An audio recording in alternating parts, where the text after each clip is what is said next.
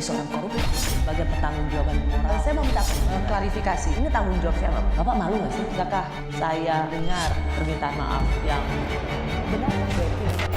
Orang-orang menjadi korban. Now we are in camp base, yeah. Stay away! Rescue is coming!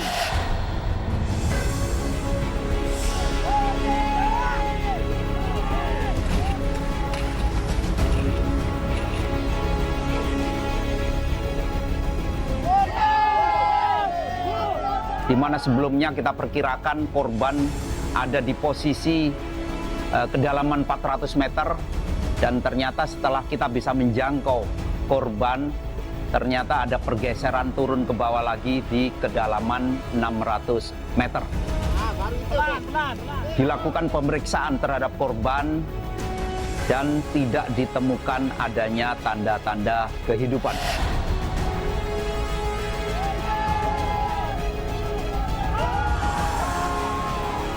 Sehingga kita dapat menyimpulkan bahwa sebab kematian itu adalah karena kekerasan tubuh yang menyebabkan kerusakan organ-organ dalam dan pendarahan.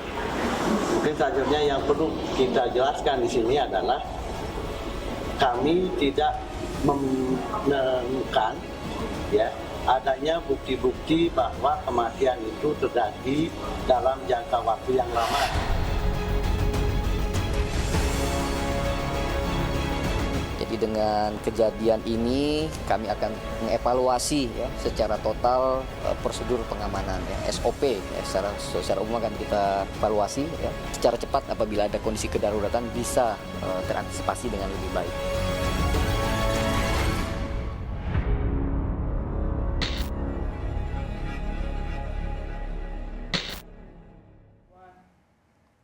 Selamat malam saudara, selamat datang di program Rossi bersama saya Friska Clarissa.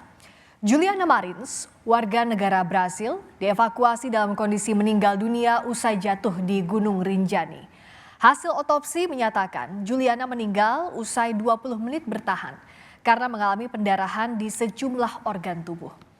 Malam ini kami mengundang Kansa Shahla, perempuan muda yang sudah mendaki 104 gunung di Indonesia dan dunia.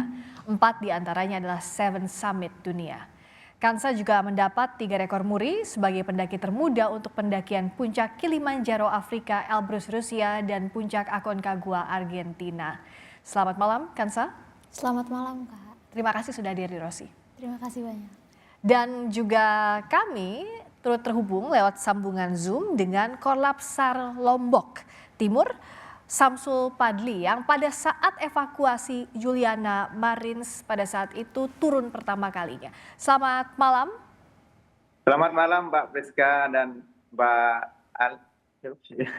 Selamat malam Mbak Samsul, saya ke Kansa dulu. Jadi di episode kali ini, selain kita bicara soal evakuasi Juliana Marins saat itu, kami juga ingin mengedukasi bagaimana pentingnya SOP pada saat pendakian atau standar operasional prosedur yang semestinya, dan juga apa saja yang harus dipersiapkan jika seseorang ingin mendaki gunung, apalagi di lokasi yang berisiko. Saya ke Kansa dulu. Kansa, sudah naik gunung ini sejak umur berapa? Sejak kecil betul ya? Betul, jadi aku sudah diperkenalkan kepada alam tuh dari aku kecil, karena Usia memang berapa? keluarga aku suka mendaki gunung semua. Dari kira-kira kalau dikenalkan ke alamnya dari sekitar 1 tahun, lalu untuk naik gunungnya tuh pertama kali ke Gunung Bromo di 5 tahun. Jadi memang sebenarnya aku step by step dulu, jadi nggak langsung naik gunung, tapi kita step by step, mungkin camping ceria dulu, ke danau dulu, jadi ngeliat dulu situasi medannya kayak gimana, baru kemudian naik lagi ke yang lebih tinggi lagi. Pernah ke Rinjani? Pernah ke Rinjani. Berapa kali waktu itu? Aku total ke Rinjani sudah sekitar 3 kali. 3 kali 3 itu kali. sampai puncak? Untuk aku pertama kali itu step by step, yang pertama itu nyampenya di Pelawangan Sembalun dulu waktu aku masih kecil di sekitar 7 tahunan. Karena sengaja aku nyampe di tengah-tengah dulu biar aku tahu medan di Rinjani itu seperti apa sebelum aku selanjutnya akan mencapai ke puncak. Jadi aku udah siap dulu nih sama lapangan di Rinjani seperti apa. Dan yang kedua baru aku nyampe di puncaknya Rinjani di kesempatan kedua aku, dan yang ketiga kali aku coba mencapai ke puncak Rinjaninya juga. Oke, jadi sampai ke puncak Rinjani itu memang step by step, Step ya? by step, betul. Sekarang usia 19 tahun. Sekarang aku 19 tahun.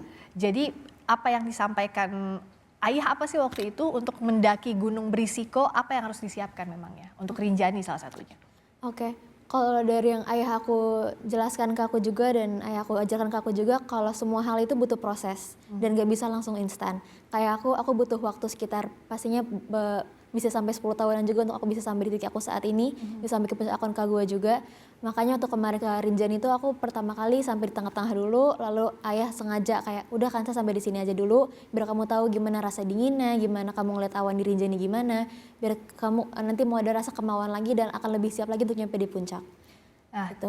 Kansa juga pasti memantau ada kecelakaan jatuhnya pendaki asal Brasil Juliana Marins. Betul. Gimana menurut Kansa? Iya, pastinya aku turut berduka juga atas kejadian itu dan peristiwa itu juga, dan memang akhir-akhir ini memang lagi banyak banget juga peristiwa-peristiwa atas banyak pendaki yang meninggal juga di gunung-gunung juga, dan banyak lagi ya faktor-faktor yang terjadi juga ya, mungkin dari tim pendakiannya juga, dari cuacanya juga, dan memang banyak hal yang mesti dipelajarin lagi lah dari hal itu. Ya karena salah satu gunung atau salah satu medan berisiko ini adalah Gunung Rinjani Gunung ya. Rinjani, Kansa, ya. memang terkenal banget. Nah, bagaimana proses evakuasi saat itu? Saya tanya ke Mas Samsul. Waktu itu Mas Samsul tepatnya kapan turun pertama kali untuk menyelamatkan Juliana Marins? Malam Sabtu malam Minggu. Kita mendapat kabar dari pihak Taman Nasional Gunung Rinjani itu jam 9 pagi. Setelah itu kita menyiapkan peralatan, bergerak ke Resort Sembalun sampai jam 9.30 kita bergerak menuju Resort Sembalun, sampai di Resort Sembalun jam 11. Setelah itu kita berkoordinasi dengan kepala resort dan tim yang sudah ada di sana. Hasil pertemuan kita, tim pertama sudah berangkat 6 orang membawa peralatan Vertika Rescue. Ya. Setelah itu kita berangkat kedua membawa peralatan yang masih kurang. Jam 12 sampai di Bukit Tiga, kita di sana drop terakhir mobil. Kita jalan dari sana sampai di Punggungan jam 18.30. Jadi Sabtu malam itu ya, pertama kali itu? Menunggu teman-teman yang lain datang, persiapan, cek lokasi untuk tempat membuat angkor atau tambatan tali untuk turun.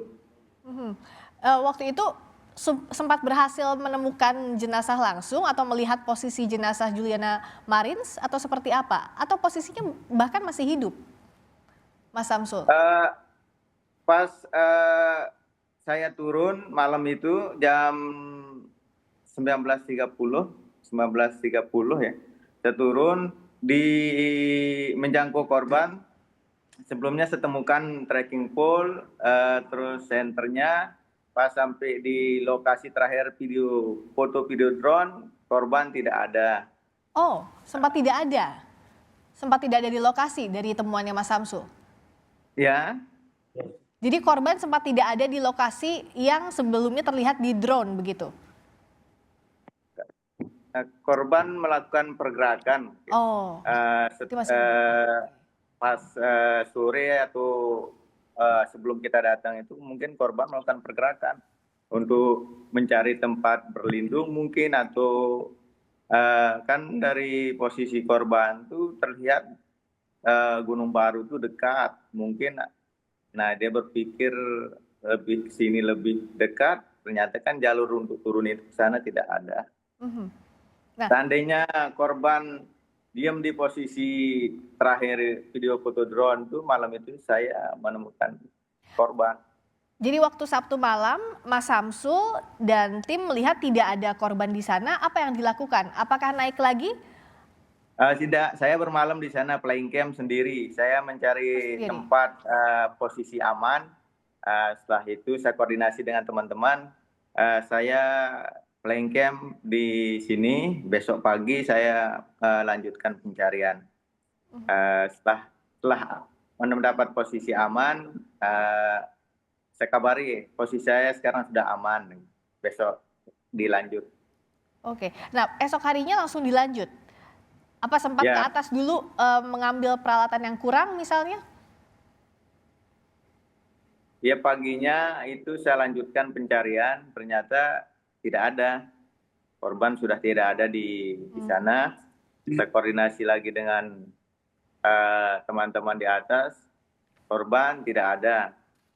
Nah, saya memutuskan untuk kembali ke Punggungan. Jam 8 saya kembali ke Punggungan. Setelah itu koordinasi dengan teman-teman,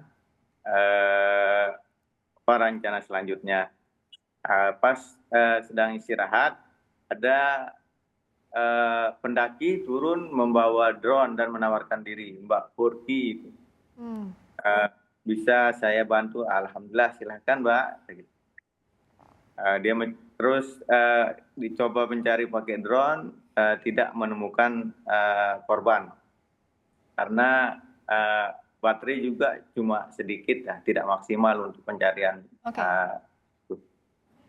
Nah, ketika melihat di drone tidak ada, yang dilakukan pilihannya kenapa waktu itu Mas Samsul tidak memutuskan untuk turun, mencari, tapi naik lagi? Apakah karena memang medannya tidak memungkinkan untuk turun pada saat itu, Mas Samsul? Karena peralatan kita kurang. Tali yang kita bawa itu kan cuma tali 200 meter sama 50 meter sama bibing. Laporan pertamanya kan korban di posisi 150 sampai 200. Kita bawa menjadi 300 itu ya, 300 untuk menjangkau. Ternyata tidak ada. Setelah itu kan kita melaporkan ke bawah lagi bahwa peralatan kita kurang. Oke, sampai akhirnya berhasil evakuasi, jadi total butuh waktu berapa hari, Mas Samsul? 5 hari 4 malam. Kita menemukan korban di hari Senin, di hari ketiga, dengan drone thermal Basarnas. Dan berusaha juga untuk menjangkau, ternyata peralatan kita masih kurang karena korban ternyata jauh lagi jatuh di tebing. Oke, nah bisa digambarkan seperti apa kondisi medannya tempat korban ditemukan? Apakah memang bebatuannya rawan untuk longsor atau seperti apa, Mas Samsul? Jalurnya itu kan berpasir, kerikil, dan pas di ujung tebing itu beda lagi. Itu di sana batuan, tapi batuan lepas. Sebenarnya resikonya tinggi di sana. Oke, kalau awal itu kan tadi Mas Samsul bilang sempat melakukan pergerakan, artinya kondisinya masih hidup. Tapi pada saat ditemukan di hari ketiga itu, apakah kondisinya juga masih hidup atau diduga sudah meninggal dunia pada saat itu? Diulang, mohon maaf karena suaranya. Pada saat itu, waktu awal Mas Samsul menemukan atau mencari itu kan tidak ada di lokasi ya, Juliana Marinsnya, karena diduga melakukan pergerakan. Nah, pada saat ditemukan di hari ketiga, itu apakah kondisinya juga sudah ditemukan dalam kondisi meninggal dunia, Mas Samsul? Di hari ketiga itu dilihat dari drone itu tidak ada pergerakan, sudah tidak ada. Kita coba lagi cari, memang tetap posisinya di sana tidak bergerak, posisinya tidak ada, tidak bergerak dan tidak bergeser sedikit. Artinya tidak sempat ada pertolongan pertama pada saat korban masih hidup?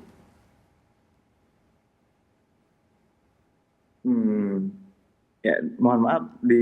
Artinya tidak bisa dilakukan, tidak sempat ada pertolongan pertama yang diberikan kepada korban pada saat masih hidup ya, Pak Samsul ya?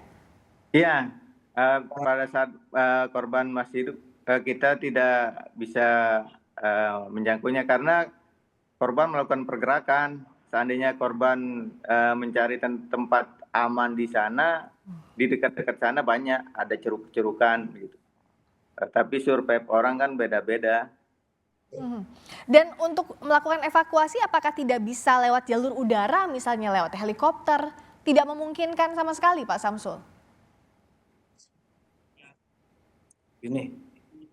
Halo Pak Samsul, Untuk melakukan penyelamatan tidak bisa lewat jalur udara memang, tidak memungkinkan untuk pakai helikopter misalnya.